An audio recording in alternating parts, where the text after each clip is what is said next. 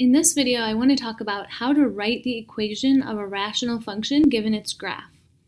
So we have a graph here, and we want to figure out how to write a rational function that is the same function. So the first thing that I want to do is I want to figure out what is the degree of the numerator and what is the degree of the denominator. So let's just start with f of x. And we want to figure out how many factors does the denominator have. So denominators give us vertical asymptotes, and I have two vertical asymptotes, so the denominator needs to have at least two vertical asymptotes, but let's go with two. So now I'm looking at my horizontal asymptote, and I'm noticing that it's at 1, right? And that means that the degree of the numerator is the same as the degree of the denominator. So that means that my numerator has two factors also. Okay, so let's go ahead and put x's in here. And we can go ahead and also put an a in front here just in case we need to multiply by something.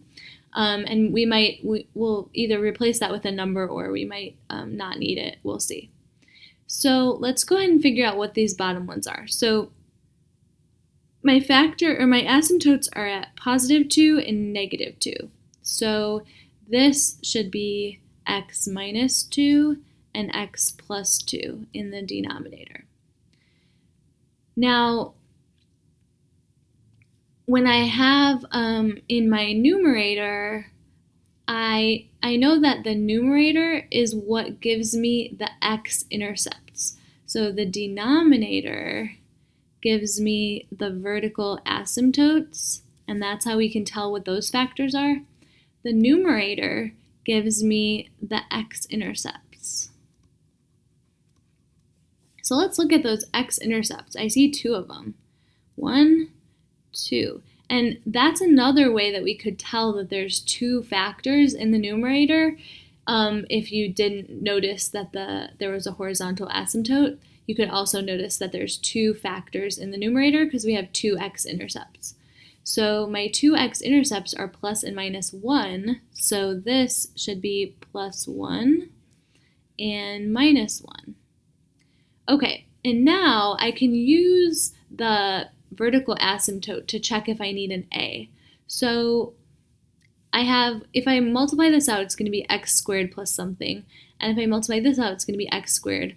And so when I divide those, they give me 1. So I actually don't need an a in this case.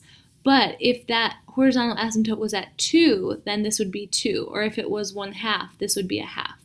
But in this case, it's 1, so I don't need to write it. And this is actually all that I need to do to figure out what is going on here. Now, we also should check positives and negatives. So we should check and make sure that our positives and negatives make sense. So let's go ahead and check -3 and see what that's supposed to be. So -3 gives me a negative here, a negative, a negative, and a negative. So 4 negatives is positive, so that's good. Let's check +3. So +3, positive, positive, positive, positive. So 4 positives, that's positive also. And then let's check our y-intercept.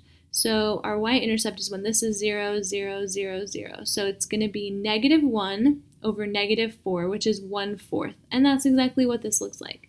So having checked all of that, I'm pretty confident that this is the equation of this function. And that's how you write the equation of a rational function given its graph.